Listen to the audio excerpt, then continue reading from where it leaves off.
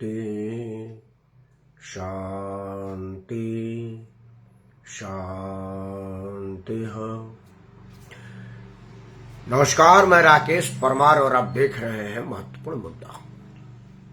महत्वपूर्ण मुद्दे में आज पंचतत्व में विलीन हुए भारत के पूर्व प्रधानमंत्री श्री मनमोहन सिंह के प्रति मैं अपनी हार्दिक संवेदनाएं व्यक्त करता हूं। उनके किए गए कामों की मैं क्या व्याख्या करूं। दिन भर टीवी में कई दिनों से उनका काम पर ही चर्चा हो रहा है। कुछ बातों की चर्चा मैं करूंगा जो श्री मनमोहन सिंह के काम को ही दर्शाएगा, उनके नाम को दर्शाएगा और उनके साथ क्या क्या हुआ वो मैं बताऊंगा। मेरा बात उस बात को बताएगा। सबसे पहले मनमोहन सिंह जी पंचतत्व में विलीन हुए। प्रभु श्री राम उनको अपने श्री चरणों में स्थान दे, आवागमन से मुक्त करें और उनके आत्मा को शांति दे, यह मैं प्रभु से प्रार्थना करता हूँ। ईश्वर उन पर अपना सर्वोच्च आशीर्वाद बनाए रहे, उन्हें अपने पनाह मिले। मित्रों, मनमोहन सिंह जी की आज अंतिम जो क्रियाक्रम था वो बिना विवाद का हो जाए, यह संभव नहीं था, क्योंकि हमारे देश में राजनीति है तो विवाद है, और जब तक विवाद है तभी तक राजनीति है। कुछ बयानबाजी जो दोनों पक्षों से हुई है वो मुझे कहने की जरूरत नहीं है, लेकिन मैं ये बता दूं कि भारतीय जनता पार्टी ने कहा कि यह प्रधानमंत्री की उदारता थी कि उन्होंने तुरंत भूमि एलोकेशन की बात कह दी और मनमोहन सिंह के लिए अपना अगाध प्रेम दर्शाया। कांग्रेस और भाजपा के विरोधियों ने कहा कि अब इससे ओछी छोटी बात हो नहीं सकती कि एक पूर्व प्रधानमंत्री को एक उचित सम्मान नहीं दिया गया। मेरी आज की चर्चा सम्मान अपमान पर है कि किसने किया सम्मान और कौन करता रहा अब तक उनका अपमान। मित्रों, सबसे पहले अपमान पर ज्यादा लोगों ने बयान दिया तो अपमान पर ही बात करते हैं। मित्रों, नरेंद्र मोदी का एक निर्णय कि भारत के पूर्व प्रधानमंत्री श्री मनमोहन सिंह को राजकीय सम्मान के साथ अंत्येष्टि की जाएगी और 7 दिन की राजकीय शोक की घोषणा की जाती है, ने नरेंद्र मोदी के उस एक दूरदर्शी बयान ने, सोच ने कांग्रेस के किए कराए पर पानी फेर दिया। मैं यह नहीं दावेदारी कर सकता कि भाई मुझे मन पढ़ने की कोई क्षमता है और मैं किसी के मन की बात पढ़ लेता हूं, दिलों में घुस करके समझ लेता हूं कि क्या सोच रहा। ऐसा मैं नहीं कह रहा, लेकिन जो पहले का मान्य परंपरा है वो आप सबने देखा है, वो तो मैं कह सकता हूं। देश में अब तक जितने प्रधानमंत्रियों की मृत्यु हुई उन सबके साथ किस किस तरह का व्यवहार इसके पहले वाली कांग्रेस सरकार ने किया, यह बताने की जरूरत नहीं है। आज मनमोहन सिंह के जिस अर्थव्यवस्था और आर्थिक ज्ञान का बखान हर आदमी कर रहा था, मैं भी कर रहा। मैं भी आज 2-3 चैनलों पर था। आज मनमोहन सिंह के निर्णय का मैंने समर्थन किया, कर रहा हूं। आपके सामने भी कह रहा हूं कि जब दुनिया की महाशक्तियां आर्थिक मंदी से परेशान थी, हमारे प्रधानमंत्री की दूरदर्शी और आर्थिक सोच और समझ और ज्ञान ने हमको संभाल कर रखा, हम अस्थिर नहीं हुए। लेकिन यह क्षमता, यह विधा की पहचान किसने किया? किसने समझा कि मनमोहन सिंह में यह मादा है कि वो देश को आर्थिक क्रांति की तरफ लेके जा सकते हैं? वो थे पीबी नरसिम्हा राव, आलमपति वेंकट नरसिम्हा राव। वो नरसिम्हा राव जी थे जिन्होंने मनमोहन सिंह को अर्थशास्त्र का खुला हैंड दिया और बोला कि जो आपको बेहतर लगे कीजिए, हमारी तरफ से फ्री हैंड है। जिस तरह से सोनिया गांधी प्रधानमंत्री मनमोहन सिंह को प्रधानमंत्री बनाने के बाद हमेशा सशंकित रही, अंकुश लगाती रही और हर बार यह कहते रही कि अगर सारा काम मनमोहन ही कर देंगे तो आगे आने वाला प्रधानमंत्री क्या करेगा। मतलब उनका राहुल गांधी जब प्रधानमंत्री बनेगा तो कुछ क्रांतिकारी निर्णय उसके लिए भी तो हो। लेकिन मनमोहन सिंह को खुला हाथ दिया और नरसिम्हा राव को कहीं कहीं एक रत्ती भर भी इस बात का मलाल, अफसोस, चिंता या सोच में पड़ने की जरूरत नहीं पड़ी कि अगर मनमोहन सिंह को फ्री हैंड देंगे और वो राजनीति में एक मुकाम पा जाएंगे तो मेरे लिए कोई खतरा होगा। क्योंकि नरसिम्हा राव को देश प्यारा था, अपना राजनीतिक भविष्य प्यारा नहीं था। यह उन्होंने हर बार साबित किया है, बार बार साबित किया है। आज जिस अर्थव्यवस्था को और उदारीकरण को हम अंगीकार करके दुनिया में नाम कमा रहे हैं, और महत्वपूर्ण भी हम मोबाइल पर बोल रहे हैं, दुनिया के किसी भी ब्रांड की गाड़ी पर चल सकते हैं अगर आपके पास पैसा हो, कोई भी मोटरसाइकिल खरीद सकते हैं अगर आपके पास पैसा हो। नहीं तो उसके पहले हमको 3 ही मोटरसाइकिल का ध्यान था, बुलेट, ESD और राजदूत। ठेकेदार, पुलिस, दरोगा बुलेट पर चला करते थे, पहाड़ पर चलने वाले लोग ESD पर चला करते थे, और साधारण लोग राजदूत पर चला करते थे। ये कैटेगरी थी। मोटरसाइकिल से आदमी का पहचान हो जाता था कि वो किस मोटरसाइकिल पर आया है तो किस तरह का आदमी होगा। और गाड़ी में आपके पास एक इन्वेस्टर हुआ करता था, मतलब सरकारी अधिकारी, अफसर, मंत्री, नेता होगा। अगर फिएट प्रीमियरी है तो कोई अफसर होगा, नहीं तो जीप तो महिंद्रा के सबके पास हुआ करती थी। आज जो किस्म किस्म की गाड़ी आई वो नरसिम्हा राव के दूरदर्शी नेतृत्व और राजनीति का प्रतिफल है, जो उन्होंने मनमोहन सिंह के माध्यम से अर्थव्यवस्था में आमूलचूल सुधार करके करवाया। उस नरसिम्हा राव साहब का जब मृत्यु हुआ तो किसी भी बड़े कांग्रेसी नेता को बढ़ चढ़ के वहां जाने की इजाजत नहीं थी। सोनिया गांधी के आदेश पर कांग्रेस मुख्यालय के ताला को खोलने की जहमत किसी ने नहीं की, हिम्मत हैसियत किसी ने नहीं किया। तो गाड़ी में लदा हुआ उनका पार्थिव शरीर कांग्रेस मुख्यालय के गेट पर घंटों खड़ा रहा, और वहां के लोग मिन्नत करते रहे कि भाई पूरा जीवन 40-50 साल तक उन्होंने कांग्रेस को दिया है, 4 सेकंड उनको अंदर जाने की इजाजत दी है। लेकिन सोनिया गांधी के इशारे पर उनके आकाओं और चमचाओं ने कहा कि नहीं, दरवाजा नहीं खुलेगा, क्योंकि माता रानी नहीं चाहती। कांग्रेस की परंपरा को मैं बखान कर रहा हूं, ये कोई मेरे पास ही नहीं है, दुनिया ने देखा है। मैं सिर्फ आईना दिखा रहा हूं, याद करा रहा हूं आज मनमोहन सिंह के प्रति गला फाड़ के चिल्लाने वाले लोगों के लिए। नरसिम्हा राव के बाद प्रणब मुखर्जी साहब का देहांत हुआ। प्रणब मुखर्जी साहब 5 साल तक राष्ट्रपति थे। उसके पहले उनके राजनीतिक जीवन की शुरुआत से लेकर के राजनीतिक जीवन के अंत के राष्ट्रपति बनने के पहले, क्योंकि हमारे देश में राष्ट्रपति उपराष्ट्रपति बनने के बाद आप राजनीतिक दल से मोह भंग कर लेते हैं, त्याग पत्र दे देते हैं, और किसी राजनीतिक दल के सक्रिय सदस्य नहीं रहते हैं अगर आप राष्ट्रपति बन जाते हैं। तो प्रणब मुखर्जी के राष्ट्रपति बनने के पहले तक तो वो कांग्रेसी थे, लेकिन उनके दुखद देहांत के बाद CWC में एक संवेदना का स्टेटमेंट पास करने की इजाजत सोनिया जी ने नहीं दिया। आज मनमोहन सिंह के प्रति आदर इसलिए दिखाया जा रहा है कि उनको राजकीय सम्मान की घोषणा नरेंद्र मोदी ने करके उनके हाथ से हथियार छीन लिया है। अब उनके पास दूसरा विकल्प बचा ही नहीं था अपनी संवेदनाएं दिखा करके लाइमलाइट में बने रहने के लिए। दूसरा वजह यह है कि मनमोहन सिंह के राजनीति वारिस में कोई नहीं दिख रहा जो मनमोहन सिंह के लेगेसी को आगे बढ़ा सके। अगर प्रणब मुखर्जी को थोड़ा सा सम्मानजनक शब्द दे दिया जाता तो उनका बेटा और बेटी राजनीति में सक्रिय सशक्त सिग्नेचर बन के उभर सकते थे, जो कि अभी ठीक ठाक काम कर भी रहे। उनकी बेटी तो खैर महिला कांग्रेस की अध्यक्ष भी दिल्ली की बन गई थी और ठीक ठाक है, भाजपा में जाने की चर्चा भी हो रही थी, क्योंकि कांग्रेस में तो उनका कोई पूछ है नहीं तो कहीं जाएंगे। उनका भाई तो TMC में चला ही गया जो सांसद भी हुआ करता था। तो वो लोग राजनीति में मुकाम है, ऊंचा मुकाम बना लेते, इस डर से एक संवेदना का प्रस्ताव पास नहीं हुआ। वही हाल नरसिम्हा राव साहब की थी। नरसिम्हा राव साहब का तो पूरा परिवार है, अभी भी जब तक वो प्रधानमंत्री थे, अध्यक्ष थे, तब तक उनका बेटा महासचिव भी हुआ करता था, आंध्र प्रदेश के राजनीति में सक्रिय है। तो सम्मान सोच करके देने की परंपरा कांग्रेस की रही है। अब करते कि अपमान किसने किया? क्या यह सरकार राजघाट पर जमीन ना देकर के उनका अपमान किया, या लगातार 10 साल तक प्रधानमंत्री के रूप में रबर स्टैंप में रूप स्टाम्प इस्तेमाल करके कांग्रेस के आलाकमान ने उनका अपमान किया?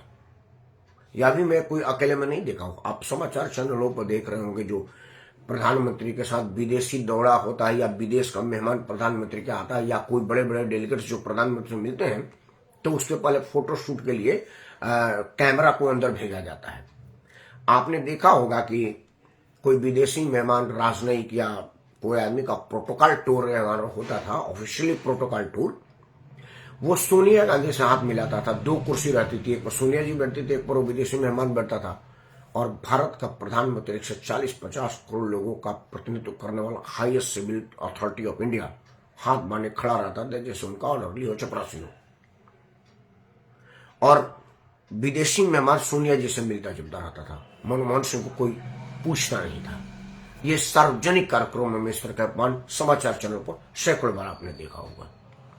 चलिए मान लीजिए कि आपने कहा कि भाई आप एडिट करके समाचार दिखा करके आप बेमतलब देश के प्रधानमंत्री का अपमान कर रहे हैं। मैं एक बार में क्षमा मांग लूंगा, 1 मिनट के क्षमा मांग भी लेता हूं कि मैं देश के प्रधानमंत्री का अपमान करने का अधिकार क्यों रख रहा हूं, मुझे नहीं करना चाहिए। सोनिया जी ने किया, राहुल जी ने किया, प्रियंका जी ने किया, उनको मुबारक हो।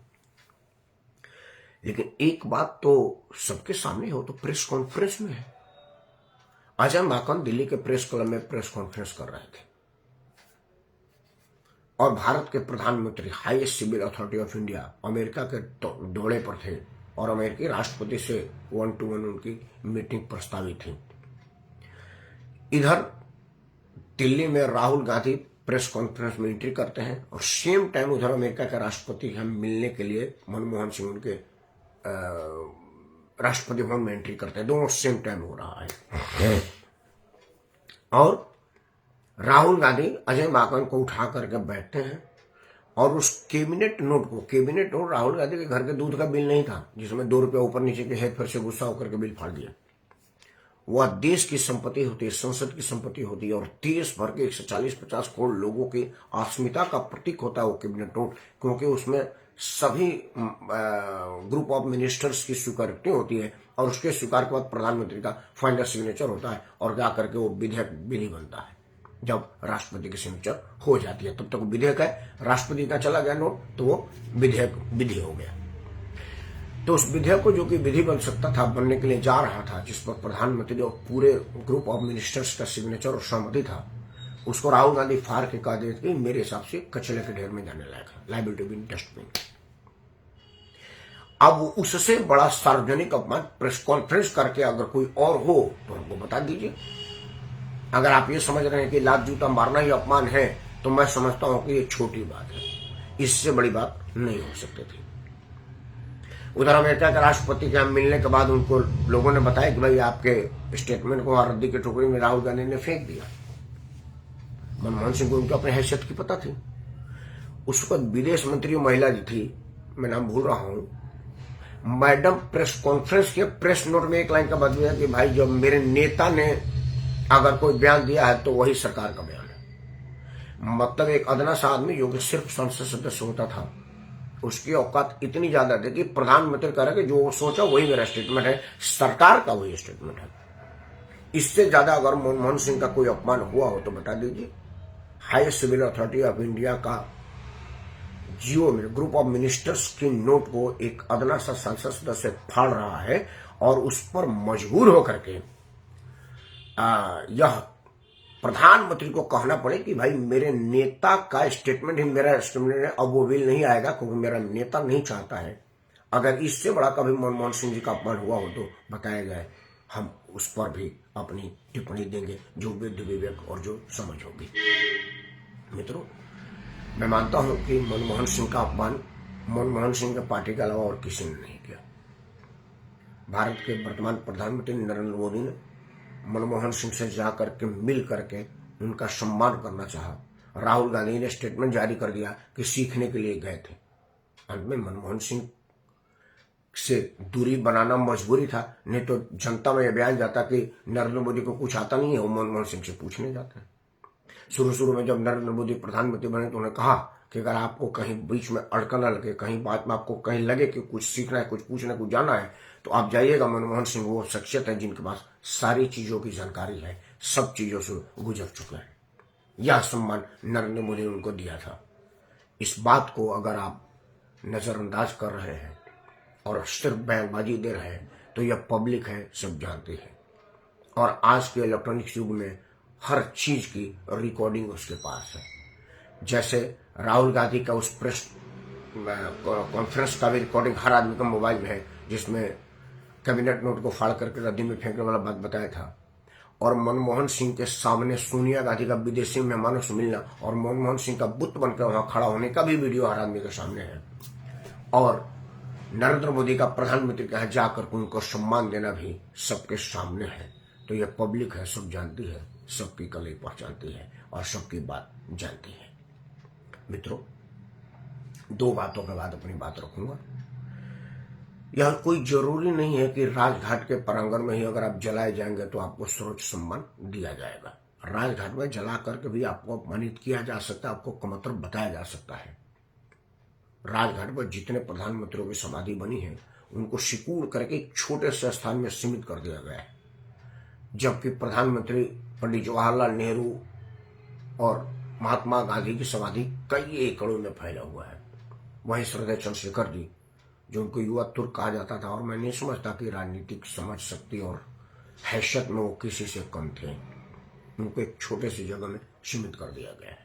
भारत का राष्ट्रपति का कोने में जाकर के बना हुआ है, क्या नारायण साहब की मैं बात कर रहा हूं। तो उस स्थान पर ही आपका सम्मान है, ऐसा नहीं हो सकता। और दूसरा कि अब तक जितने प्रधानमंत्री हैं वो सबका राजघाट पर ही समाधि और संस्कार हुआ, ये भी नहीं है। बीपी सिंह जी इसका उदाहरण है, इंद्र कुमार गुजराल उसका उदाहरण है, और भी कई लोग हैं जिनकी चर्चा किया जा सकता था। तो मैं अंत में एक ही बात कहूंगा कि बहकावे में न जाए, अपना अकल लगाए।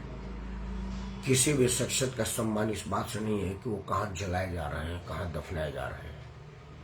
इस बात से होता है कि वो किस तरह से जलाए जा रहे हैं, किस तरह से दफनाए जा रहे हैं।